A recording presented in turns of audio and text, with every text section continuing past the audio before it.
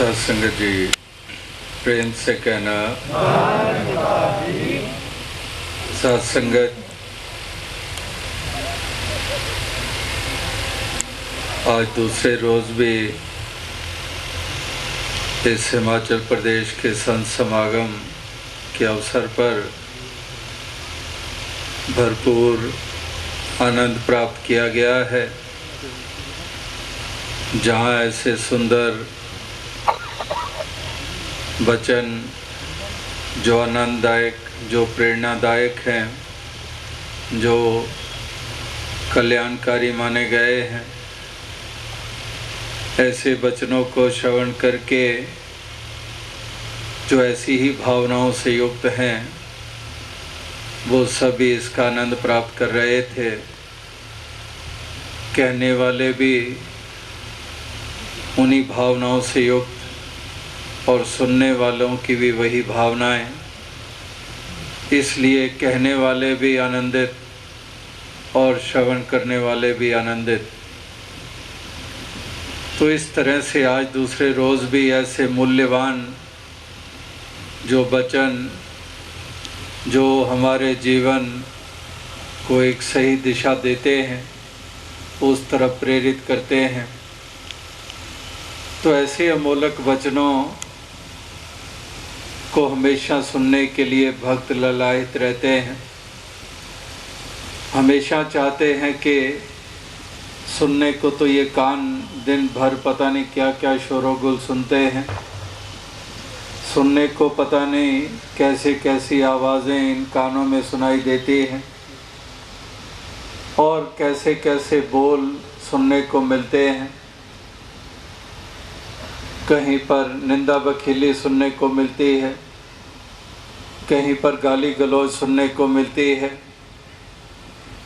कहीं पर और अपशब्द सुनने को मिलते हैं। तो भक्त के मन में चाहना रहती है कि दातार इन कानों में सुनाई दे अधिक से अधिक, तो तेरी महिमा के रूप में शब्द सुनाई दें, सुनने को मिले ऐसे बोल जो हमें मानवता की तरफ प्रेरित करें, जो हमें सत्य की तरफ प्रेरित करते हैं। ऐसे बोल, ऐसे वचन इन कानों से सुनने को मिलते चले जाएं। इसी प्रकार से जो ये दातार तूने दातें दी हैं, ये तन दिया है, धन दिया है, ये मन दिया है, ये सब कल्याणकारी साबित हों। और ये कल्याणकारी साबित तभी होते हैं जब तुझे आधार बना लिया जाता है, जब तुझे अपना लिया जाता है। फिर केवल कानों की ही बात नहीं, फिर नैन ये आँखें भी दर्शनों के लिए ललायित रहती हैं। ये प्यास इन आँखों को बनी रहती है महापुरुषों के, संतों के, भक्तों के दर्शन करने के लिए। इसी प्रकार से ये हाथ दिए हैं, तो ये हाथ भी सेव कमाने के लिए, सेवा करने के लिए, गिरे हुए को उठाने के लिए, ये उपकार करने के लिए, ये आंसू पहुँचने के लिए। तो ये हाथों का भी इस्तेमाल इसी भावना के अंतर्गत हो। और पाँव, ये कदम, वो भी हम निरंतर पढ़ते हैं कि पाँव से चलकर संगत जाना, कर से सेव कमाना है। तो ये कदम हमारे पाँव भी उस सौर्य शरीर को लेके जाएं जहाँ सत्संग है, जहाँ पर परोपकार करना है, जहाँ पर और ऐसे राहत देनी है। तो इस प्रकार से तन की बात करें, जहाँ पर धन की बात करें, तो ये धन भी दातार तूने दिया है, ये भी उपकार में लगता चला जाए, ये भी सेवा में लगता चला जाए। इस प्रकार से ये दिमाग तूने दिया है, तो इसमें भी विचार और सोच जो हो वो भी निर्मल हो, वो भी पावन हो, वो भी सत्य के ऊपर आधारित हो, वो भी कल्याणकारी हो। तो इस प्रकार से ये तन मन धन ये दातार तेरी दी हुई दातें, इनको निर्मलता पावनता प्राप्त हो, और वो होगी तभी अगर इन्हीं भावनाओं से युक्त होकर इनका उपयोग, इनका इस्तेमाल किया जाता है।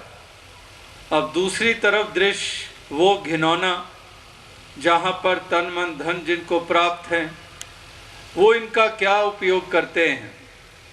एक हमेशा ही वाणी में कड़वाहट, जहाँ पर ज़ुबान के द्वारा कड़वे बोल, जहाँ पर हाथों का इस्तेमाल भी दूसरे को गिराने के लिए, एक कदम भी शरीर को लेके जाते हैं दूसरे का नुकसान करने के लिए, और इस प्रकार से दिमाग दिया है तो जो विचार आता है, जो योजना बनाई जाती है, वो भी विनाश के लिए, दूसरों का हक छीनने के लिए चतुराइयों का इस्तेमाल करके, तो इस प्रकार से एक विपरीत ही सब कुछ एक इस्तेमाल ये किया जाता है।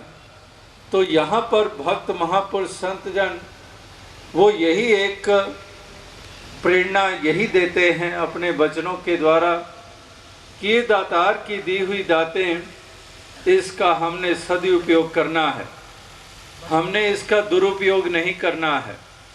हमने हमेशा ये कल्याणकारी इनको बनाना है। इस प्रकार से ये भक्तों महापुरुषों को ये प्रेरणाएं सत्संग में मिलती हैं, महापुरुषों के वचनों से मिलती हैं, ये बोध से मिलती हैं। ये जो उजाला मिला है ये सहायक सिद्ध होता है। तो इस प्रकार से ये भक्त महापुरुष संत जनों के ये वचन, ये बोल, ये वाक्य ही बहुत मायने रखते हैं, ये मूल्यवान है।